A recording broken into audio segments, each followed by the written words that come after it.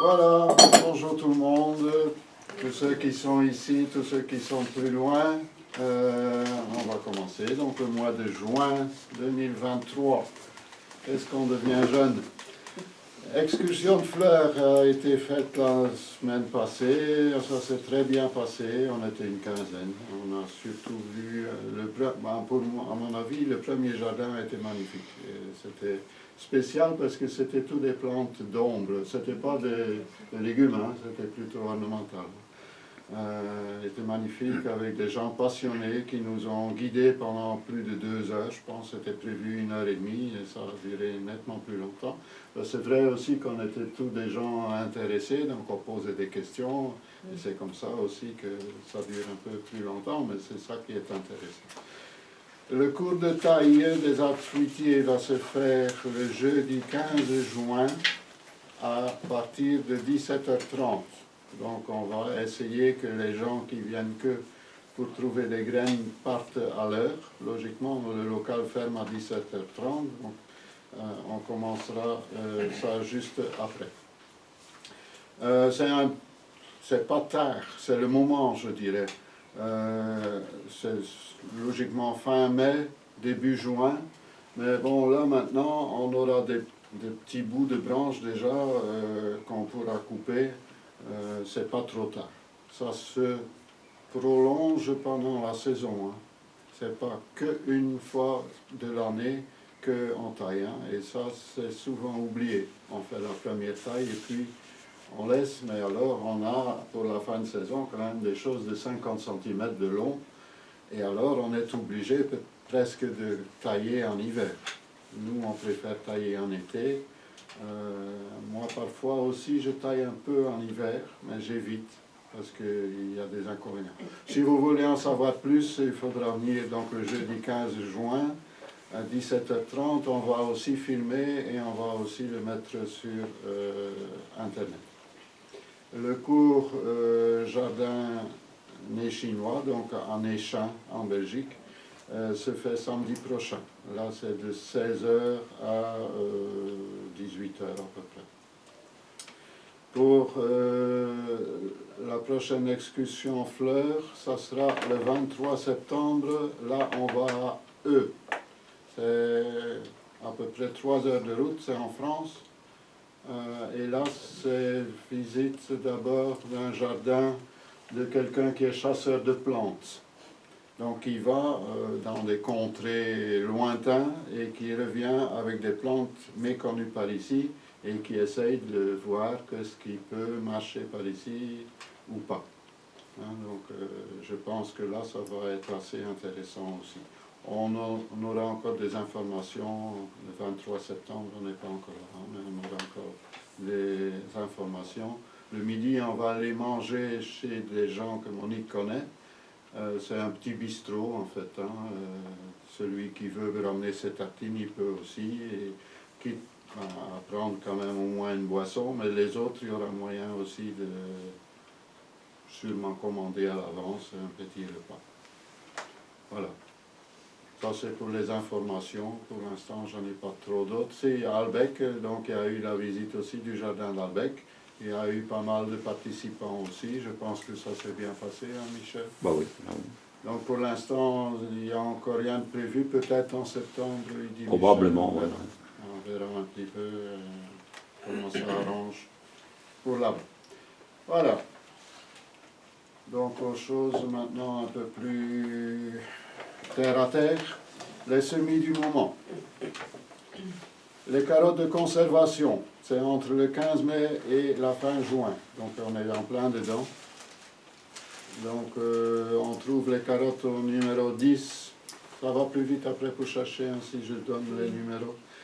De 10 jusqu'à 14,078. Quand on les sème avant le 15 mai, on risque qu'en fin de saison, ils éclatent. Et après, ils conserveront moins bien.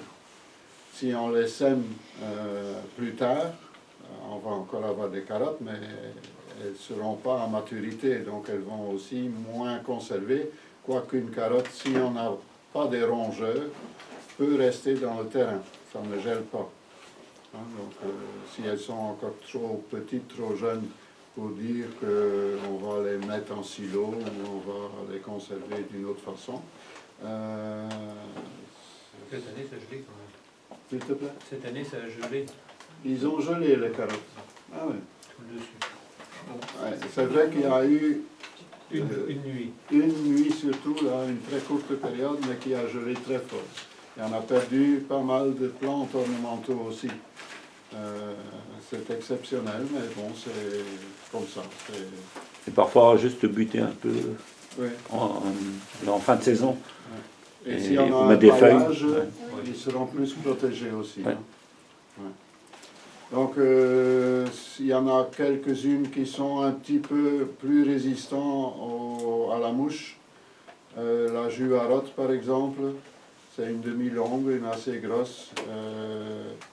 Il y a beaucoup de teneur en vitamines et beaucoup de jus. Donc, c'est pour ça peut-être qu'elle s'appelle juarotte. Et elle va dans toute saison. Mais si c'est pour la conservation pour l'hiver, ben c'est le moment maintenant de semer aussi. La jaune du Doubs, c'est la carotte qu'avant on donnait au détail. Bon, c'est parce qu'elles n'étaient pas rouges. Elles sont très bonnes. Je sais que mon oncle qui était éleveur de lapins, il mettait ça pour donner à ses lapins l'hiver. Mais elle est aussi bonne que, au moins aussi bonne que les autres. Fly Away.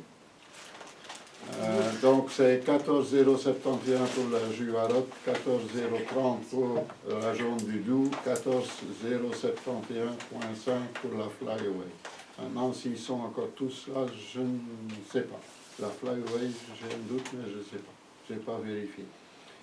Donc on les sème souvent quand on veut faire un petit peu attention aux insectes, donc aux mouches de la carotte.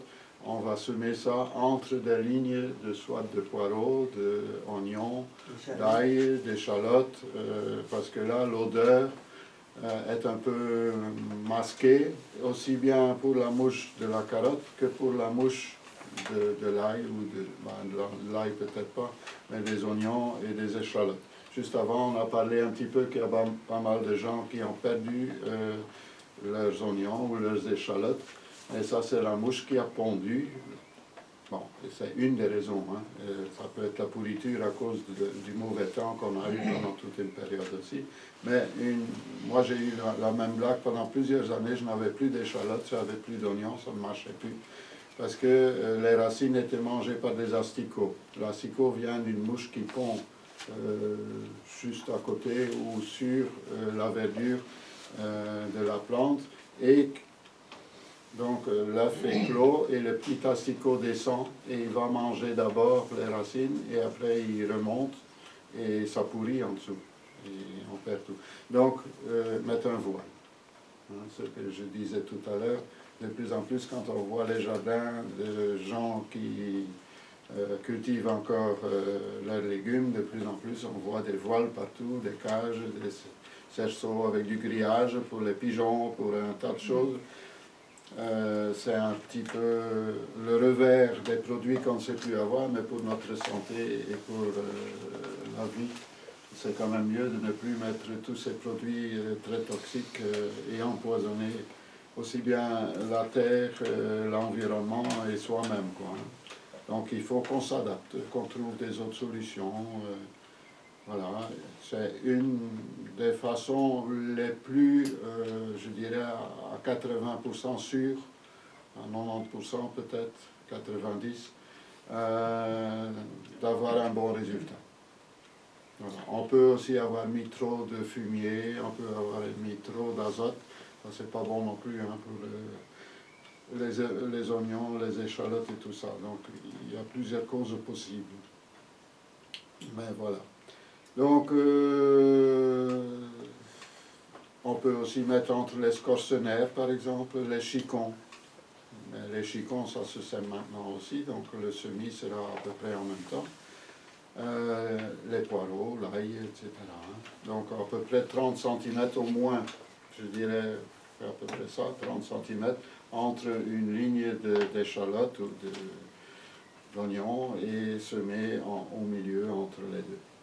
Le voile, il faut le laisser jusqu'à la fin. Ah oui, Ah ouais, bon, ça va. Dès la plantation jusqu'à quand on Jusqu'à la récolte. récolte. Ouais, ouais. C'est pas très joli. Parce qu'il y a souvent plusieurs pontes. Donc l'asticot redeviendra mouche et il va répondre et c'est parfois 2 fois ou 3 fois sur la saison. Poireau c'est la même chose, hein. Si on enlève trop tôt. Disons qu'à partir de fin octobre, novembre, pour les poireaux, on pourrait les délivrer de leur voile. Mais bon, ça. Mais parfois, avec les saisons qui changent, qu'on a plus longtemps des températures plus élevées, pour le carpocap, c'est des arbres aussi. Hein. D'habitude, il y avait 2 pontes, maintenant, il peut en avoir même 3. Hein, donc, tout ça, c'est des choses qu'on doit essayer de trouver des solutions. Les carottes n'aiment pas presque du tout, je dirais, le voisinage de l'ânette et n'aiment pas non plus le voisinage des pommes de terre. Donc pas planter ça tout près des pommes de terre ou semer tout près des pommes de terre. D'un autre côté, les pommes de terre risquent aussi de les couvrir, de les étouffer. Donc près des pommes de terre, il faut peut-être mieux pas. Et je dirais peut-être, ça je ne suis pas sûr, ça je n'ai pas trouvé, mais comme la pomme de terre c'est la même famille que des tomates, des poivrons, des aubergines, c'est peut-être aussi moins indiqué de mettre ça juste à côté. Quoique moi dans ma serre je mets des oignons et avec les tomates je n'ai pas de souci. C'est dans une serre, c'est encore autre chose peut-être aussi. Alors on va les récolter fin octobre, novembre, voire plus tard si la météo, et je dis on peut les laisser en sol aussi, hein. Donc si on a des rongeurs, là on risque de ne plus avoir que le collet et la verdure fanée. Donc ça il faut, vous le savez si vous avez des rongeurs, donc là il vaut mieux les enlever. Et alors les mettre dans un silo que le rongeur il rentre pas. Mettre dans la serre froide avec soit du sable ou des feuilles ou bon, s'il faut de la tourbe. Bon, la tourbe il faut éviter d'utiliser parce que c'est épuisable, donc ça suffira pas. Les rongeurs ils vont rentrer, hein, ils vont être contents, ils vont être chauds, nourris, blanchis et tout ce que tu veux. Hein. Donc voilà. À ce moment-là, on met dans un récipient un grand seau, un grand bac, et quitte à mettre encore un grillage au-dessus pour qu'ils ne savent pas rentrer dedans. Il y en a qui mettent ça dans des congélateurs aussi. Un ancien congélateur hein, qui ne fonctionne pas. Mais bon, c'est isolant en même temps, mais il faut le laisser ouvert, il ne faut pas fermer ça. Je pense qu'à ce moment-là, on risque... On peut mettre aussi un treillis. On peut mettre un treillis, Un maille très fine. quelque chose de fermé, quoi, qui s'appelle. Un tambour de machine à laver. Oui, tambour, machine à laver, un tas de trucs qu'on peut réutiliser. Et il y a souvent la fraîcheur de la terre, quand on met dans la terre, Ouais. avec des protections, c'est que la racine reste bien fraîche. Fraîche. Ça, c'est... Moi, je le fais souvent bêtement avec des feuilles mortes, que j'ai laissé sécher, donc pas quand ils sont détrempés, parce que là, ils ne vont jamais sécher. Ah oui, bon, bon. Et ça va faire pourrir. Mais les laisser un jour ou deux sans pluie, avec un petit peu de vent, ils sont secs. Mais en tas, ils ne sécheront jamais avant d'être décomposés. Donc, et je mets une couche de feuilles, des carottes, une couche de feuilles. Bon, je fais ça pour les navets, parfois le céleri rave aussi. Quoiqu'un céleri rave résiste plus ou moins aussi, on peut le laisser très longtemps dans le sol. Parfois, je déterre et je les replante dans la serre froide, mettre un petit peu de paille au-dessus, éventuellement s'il y a des grosses gelées qui vont venir. Et logiquement, sauf cette année-ci où il y a eu une nuit là, très froide, ça doit marcher. Donc, une terre riche pour les carottes, pas de fumure fraîche. Donc ça peut être du fumier, mais bien décomposé, donc en état de terreau. Pas trop d'azote. et surtout un petit peu de potasse, donc on peut donner un petit peu de cendre de bois quand les plantes ont quand même déjà poussé de 5 à 10 cm, parce que les cendres de bois c'est un antigerminatif, mais qui contiennent aussi bien un petit peu de chaux que de la potasse et tout plein d'autres éléments intéressants. Et donc on fait ça une fois, et 15 jours après, on peut poudrer légèrement avec des algues marines. Et refaire encore une fois, et c'est pas pour les cendres aussi, hein, c'est pas jeter des paquets, hein, donc c'est poudrer. Ça veut dire ce que ça veut dire, chacun y comprendra ce qu'il a envie de comprendre, mais c'est pas la grosse quantité, ça sert à rien. En même temps, ça évite l'attaque des limaces.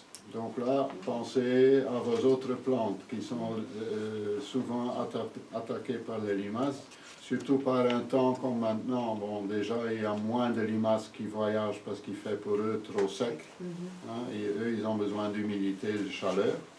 Donc, mais cette période-ci, quand vous avez repiqué des choses, des tomates, des salades, tout ce que vous voulez, vous mettez autour un petit peu de cendre de bois, même sur le feuillage, et vous avez 90% de chance, sauf si c'est vraiment des ardus, là, mais 90% de chance que vous n'avez pas d'attaque de limaces, et ça ne vous coûte rien, ça ne pollue pas, ça enrichit la terre, donc il n'y a que du positif, je dirais. L'inconvénient, c'est que à la première pluie, ça se dissout plus ou moins, ça se mélange à la terre et c'est moins efficace.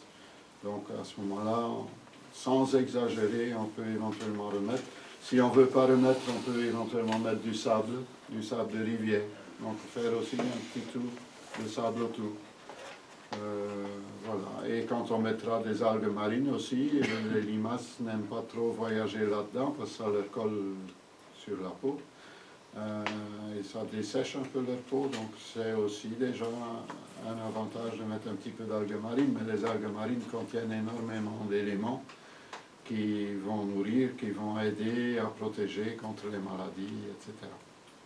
Pour éviter, si on ne veut pas mettre un filet, quand on a des petits collets, parce que la mouche elle pond sur le collet des carottes, on peut légèrement couvrir, pas buter comme les patates, hein, sinon tu n'auras plus rien, mais légèrement avec une paire de centimètres de terre, couvrir le collet. Comme ça, ils ne trouvent pas le collet et il va moins vite pondre. Je ne vais pas dire que c'est 100% encore une fois. Donc c'est le moment aussi maintenant, on peut parler d'autre chose, de semer les chicons. Les chicorées de Bruxelles, les Wetlof, c'est la même chose. Donc numéro 27 jusqu'à 28 050.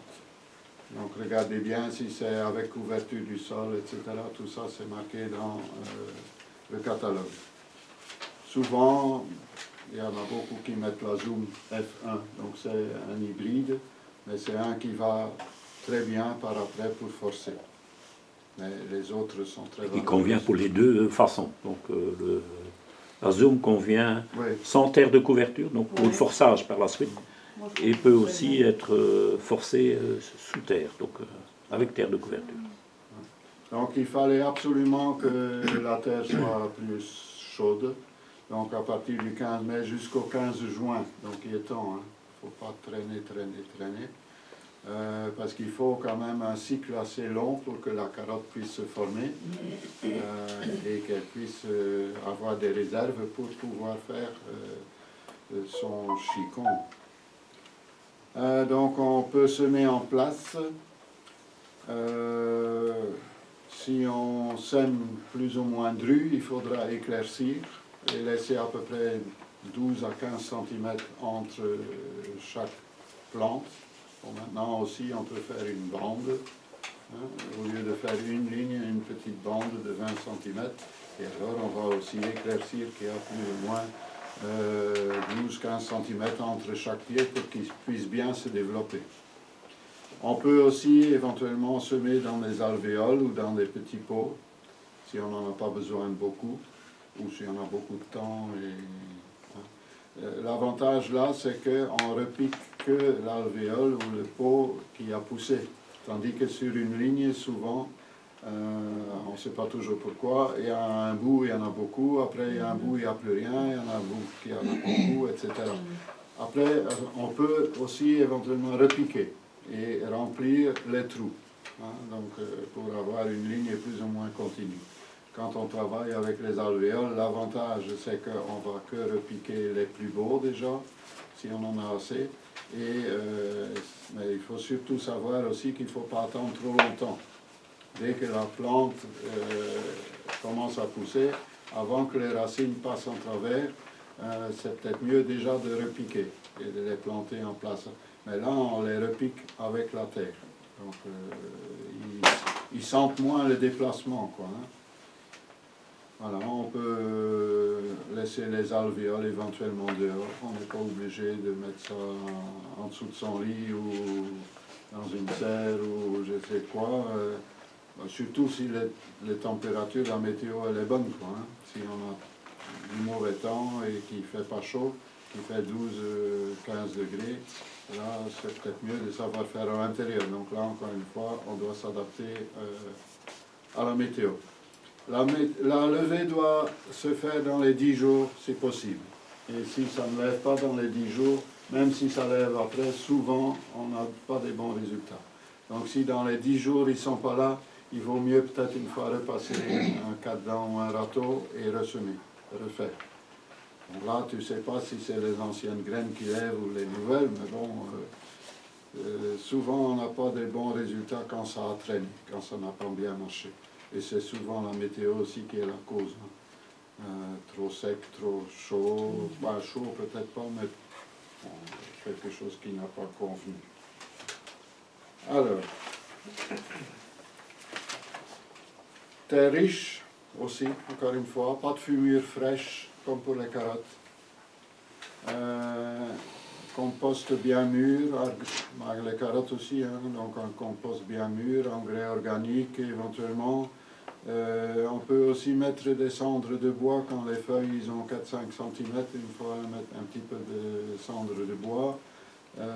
Comme pour les carottes, 15 jours après, un petit poudrage d'algues marines et renouveler éventuellement une ou deux fois avec au moins 15 jours d'intervalle. Voilà,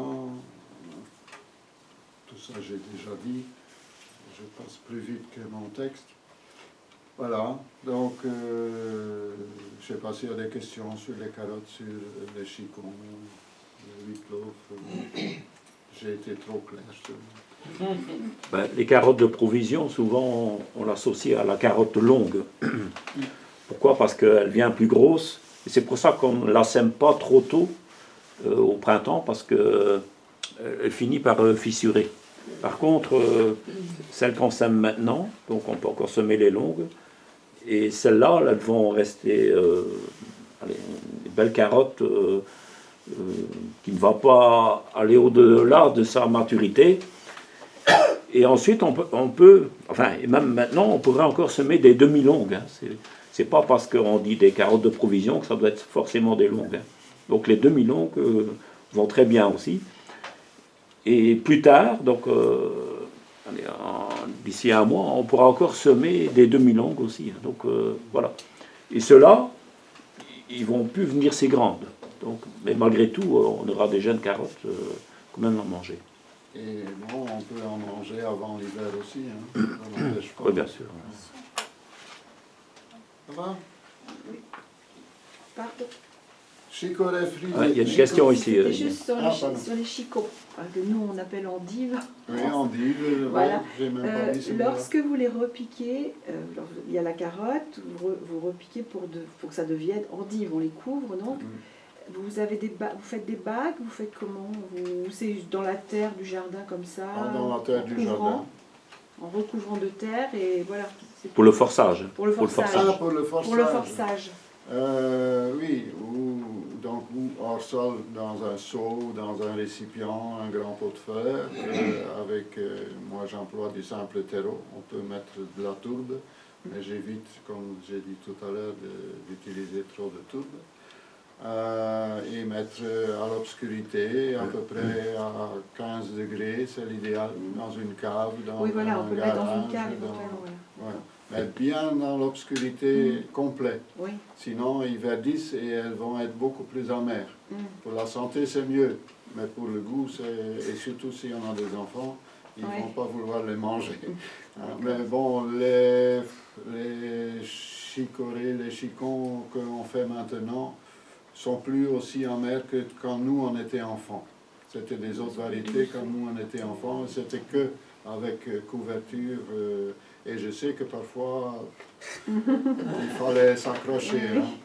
C'est une habitude aussi, les goûts, c'est une habitude.